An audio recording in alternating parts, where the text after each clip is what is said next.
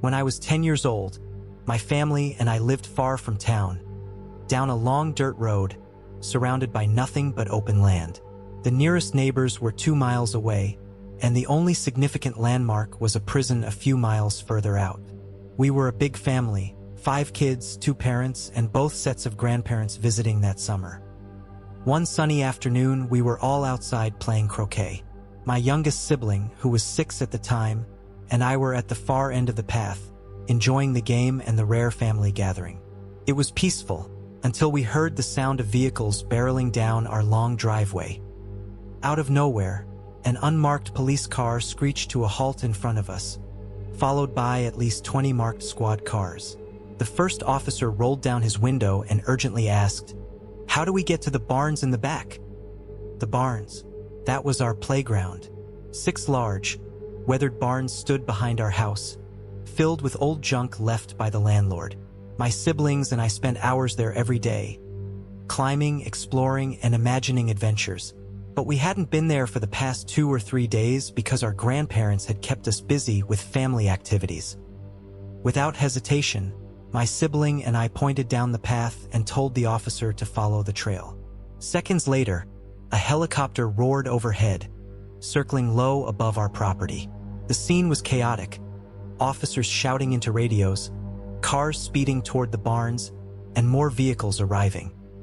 Then, as we watched in stunned silence, the helicopter hovered near the barns, and officers jumped out, their weapons drawn. It wasn't until later that we learned what was happening. 3 prisoners had escaped from the nearby prison. They had been living in those barns, our barns, for days. The officers found makeshift beds, stolen food from our pantry, and even toiletries they'd taken from our house. We hadn't noticed the missing items because our house was full of people, with grandparents and kids everywhere. Looking back, it chills me to think how often they must have come into our home while we were asleep or distracted. What terrifies me most is that if our grandparents hadn't been visiting, my siblings and I would have been in those barns. We practically lived out there during the summer. The thought of running into those escapees, unarmed, alone, and completely vulnerable, is something I can't shake. We were lucky, luckier than we realized at the time, but that memory still sends chills down my spine.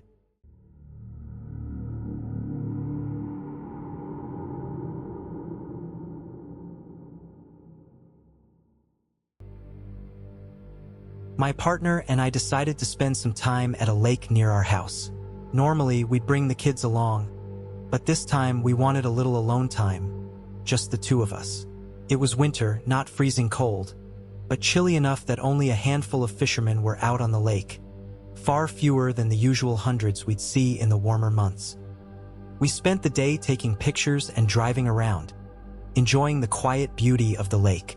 Eventually, we came to a large gazebo on a small island surrounded by water. This gazebo was unique.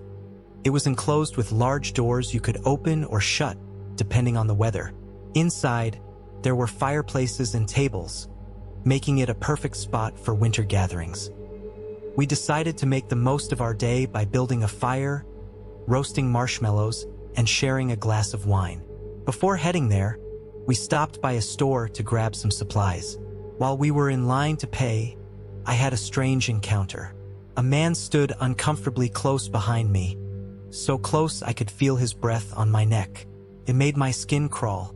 I tried to step forward, but someone was already in front of me, so I sidestepped instead. He gave me a weird look and muttered, "Can I help you?" His tone was off, neither friendly nor annoyed, just strange. I quickly paid for our items, told my partner about it, and we both laughed it off, chalking it up to a quirky local. Once we got to the gazebo, we unloaded our things and set up. The place was eerily quiet. Aside from the soft sound of wind, there was nothing. No voices, no footsteps, nothing. We turned on the lights and looked around the gazebo. It was completely empty. There wasn't a single sign anyone had been there recently.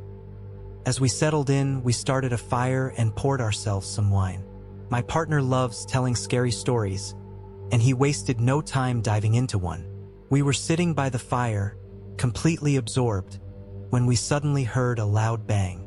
It sounded like someone had slammed a baseball bat against our truck. Startled, we ran to the window to look. We couldn't see the entire truck, only the front, but from what we could see, it looked fine. No dents, no damage. My partner shrugged it off, saying it was probably the wind or a branch falling. But something about it didn't sit right with me.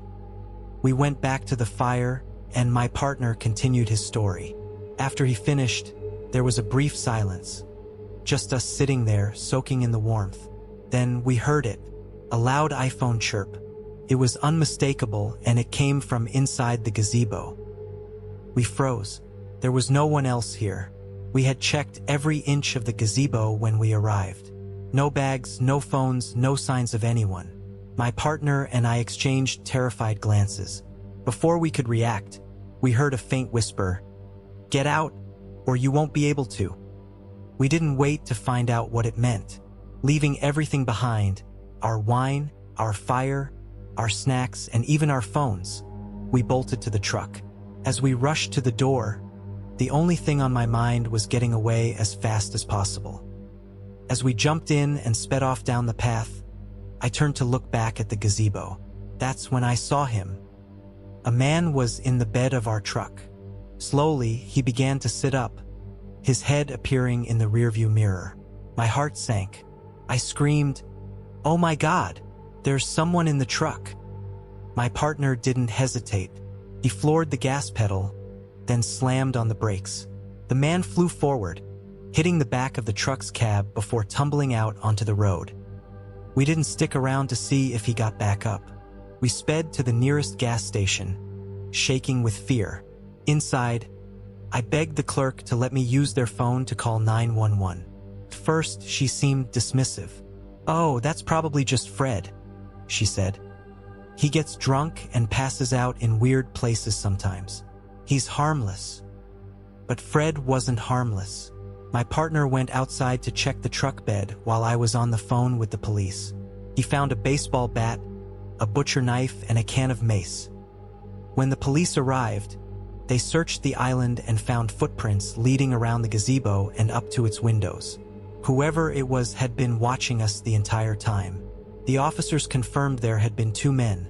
One had been inside the gazebo, whispering at us to leave, while the other had been in the truck bed. The police retrieved our belongings, including our phones, which we'd left behind in our panic. But we've never gone back to that gazebo or that lake. It still chills me to think about how close we came to. I don't even want to finish that thought.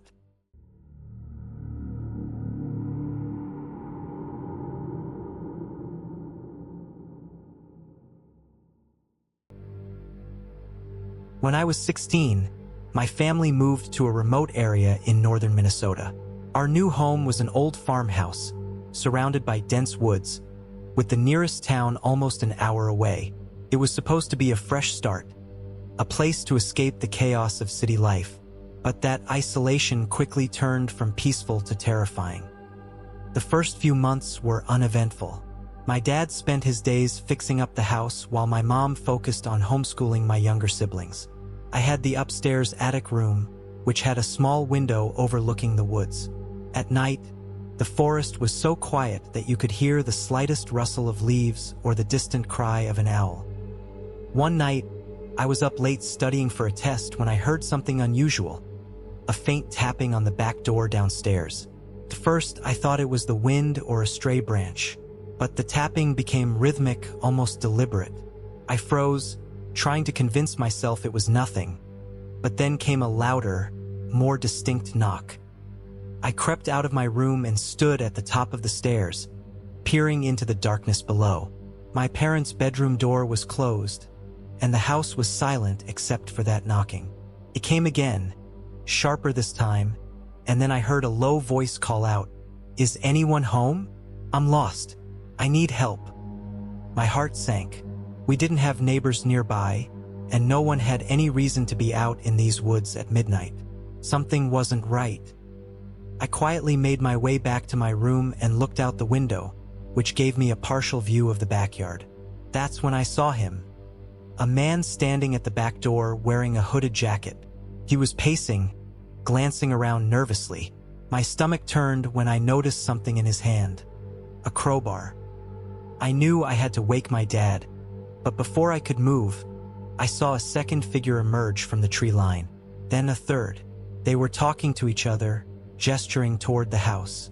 I ducked down, my heart pounding so loudly I was sure they'd hear it.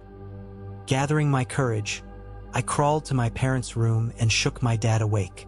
Whispering as quietly as I could, I told him about the men outside.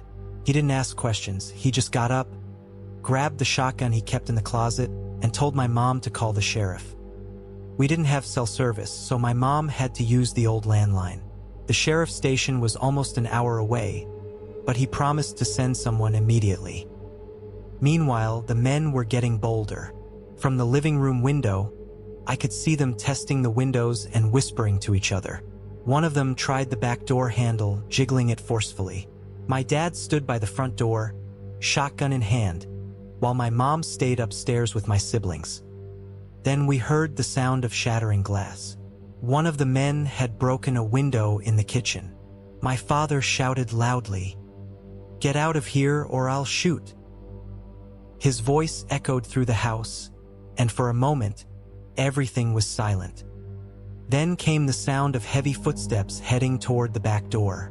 Without wasting a second, my father raised the shotgun and fired. The thunderous blast filled the night, and it finally worked. The men immediately turned and bolted toward the woods, disappearing as suddenly as they had appeared. The sheriff arrived about 40 minutes later, but by then, the intruders were long gone.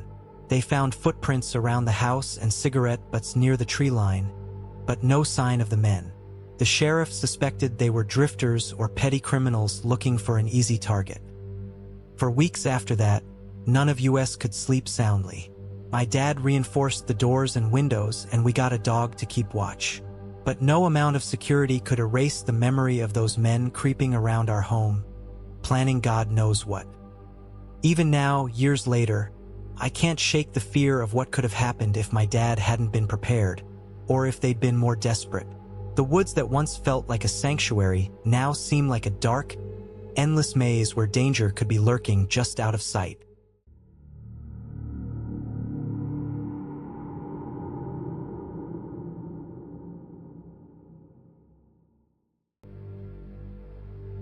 I was a college senior, working part-time as a night janitor at a local office building to make ends meet. It wasn't glamorous, but it was quiet, and I could usually finish my shift without interruption. That Friday night was supposed to be no different, but I would soon learn it would be my last night on the job. The office building was one of those old, mid-century structures with long, dimly lit hallways and creaky elevators. Most of the businesses on my cleaning route were small law firms or consulting agencies, and by 8 p.m. the place was deserted. My shift started at 9, and I usually worked until about 2 a.m., methodically vacuuming carpets, wiping down desks, and emptying trash cans. That night, I arrived to find a post-it note stuck to the cleaning supply closet door. "Don't forget to do the 12th floor tonight. Extra trash bags are in the break room." I frowned. The 12th floor had been closed for renovations for weeks. I hadn't been up there since they started tearing down walls and replacing the carpets. But orders were orders, so I grabbed my supplies and headed up. The elevator ride was unsettling. The 12th floor button lit up, but as the cab rose, the floor indicator flickered and skipped numbers. When the doors opened, I was met with a stale, metallic smell, like rusted pipes. The floor was a mess. Dust-covered furniture, plastic sheets draped over workstations, and tools scattered about. Felt wrong to be there. Still, I got to work, bagging up trash and wiping down surfaces. The only light came from the dim emergency bulbs overhead, casting long shadows across the room. About halfway through my shift, I thought I heard footsteps. Not the sharp click of shoes, but soft, deliberate steps, like someone wearing socks. I froze, my heart racing. "Hello," I called out. No answer. I chalked it up to nerves and the eerie silence of the building. But as I continued working, the sound returned, louder this time and closer. I spun around, my flashlight cutting through the shadows. There was no one there, but one of the plastic sheets near the far corner swayed slightly, as if it had been brushed aside. My pulse quickened, and I told myself to finish up and leave. I moved to the break room to grab the extra trash bags mentioned in the note. The door creaked as I pushed it open, revealing a small, dimly lit kitchen with an old microwave and a mini fridge humming quietly in the corner. The trash bags were on the counter. Then I noticed something that made my stomach drop. There was a half-eaten sandwich and an open can of soda on the table. The sandwich was fresh, no mold, no staleness. Someone had been here recently. A soft scraping noise came from the hallway behind me. I grabbed the trash bags and stepped out, my flashlight sweeping the corridor. Nothing. The air felt heavier, though, and the metallic smell was stronger. I hurried back to the main office area, determined to finish and get out. But as I turned the corner, I stopped dead in my tracks. One of the chairs at a desk I had just cleaned was now pulled out, spinning slightly. The computer monitor, which had been off, flickered with static before going black again. "Who's there?" I demanded, my voice shaky. Silence. My instincts screamed at me to leave, but I couldn't. I needed this job. Besides, I convinced myself it was probably a prank, a construction worker or some bored security guard messing with me. I finished bagging the trash and headed back to the elevator. As the doors closed, I let out a shaky breath, relieved to leave that floor behind. But just as the elevator began to descend, it jerked to a stop, the lights inside flickering. The emergency phone was dead. Then, faintly, I heard it, the sound of breathing. Not mine, this was deeper, raspier, and coming from above me. I tilted my head up, my flashlight aimed at the ceiling panel. The panel moved. Something heavy landed on top of the elevator with a loud thud, and I screamed, jamming the open door button repeatedly. The doors finally slid apart, and I stumbled out onto the 10th floor, gasping for air. I didn't look back. I didn't wait to see what or who had been up there. I ran down the stairwell, my footsteps echoing in the enclosed space. When I burst out into the freezing night air, I collapsed against my car, trembling. A week later, I saw a news report that made my stomach turn. A body had been discovered in the same office building I cleaned that night. It was buried beneath a pile of construction debris on the 12th floor, identified as a janitor who had gone missing months earlier. The police called it an accident, but I can't shake the feeling that someone, or something, was up there with me that night. I quit the job the next day and haven't worked a night shift since.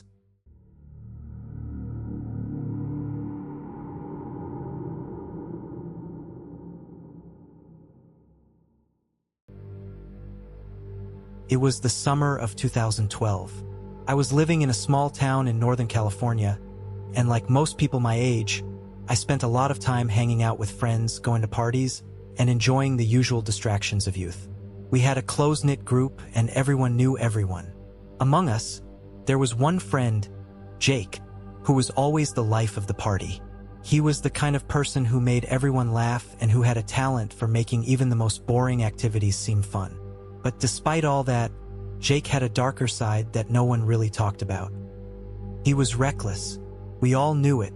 He'd been in a couple of minor accidents, and his driving was unpredictable, but we brushed it off. He was just having fun, right? He always said he wasn't afraid of dying. I think he believed it. One afternoon, Jake invited me and a couple of others to go out on a hike. It was supposed to be a simple, fun day, just walking through the hills nearby. We were all excited, but the weather started to turn just as we were heading out. It wasn't anything extreme, just a little rain and some clouds, but we figured we could handle it. We didn't make it very far before the rain got worse. The trails became slippery, and the path was harder to see. We were about 2 hours into the hike when we realized we should head back. But that's when Jake insisted on continuing. "I know this shortcut," he said. "It's faster." None of us were keen on the idea, but we didn't want to argue. We followed him through the thickening woods, ignoring the warning signs of an incoming storm. The further we went, the more the weather worsened. The wind picked up, and the trees above us creaked ominously. I remember thinking it felt wrong, but we were all young and naive. We trusted Jake. Then, things took a turn. We came to a steep ridge, the kind where one wrong step could send you tumbling down the hillside. The trail became less and less clear, but Jake insisted we could make it. I remember him turning to look at me with that characteristic smile, telling me that we just needed to trust him. Then he began to climb down the ridge. At that moment, I heard a loud crack, almost like a gunshot. Jake's foot slipped, and he lost his balance. Everything happened in a blur after that. He fell, tumbling down the steep slope, disappearing from our sight. The silence that followed was deafening. We rushed down the hill as quickly as we could, calling his name, but the rain was pouring down in sheets. The ground was soaked, and it felt like we were running through a thick fog.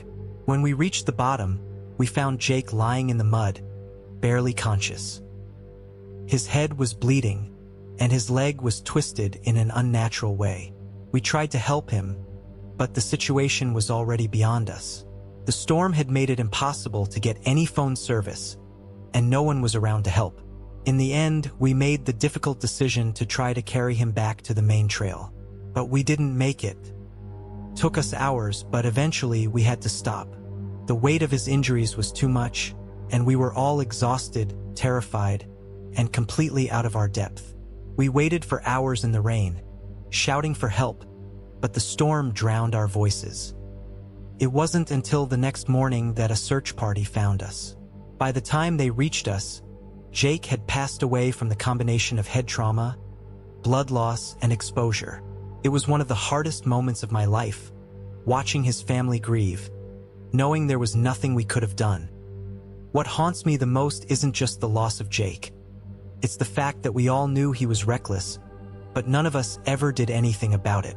We all saw the signs. His refusal to be careful, his need to prove himself. But we let it go because he was always so charming, so full of life. In the end, he was right. He wasn't afraid of dying. But the rest of us were. Even years later, I still remember that moment when I heard the crack of his fall, when everything went silent, and I knew that we were too late to save him. What still eats at me is the fact that we were all complicit in his death.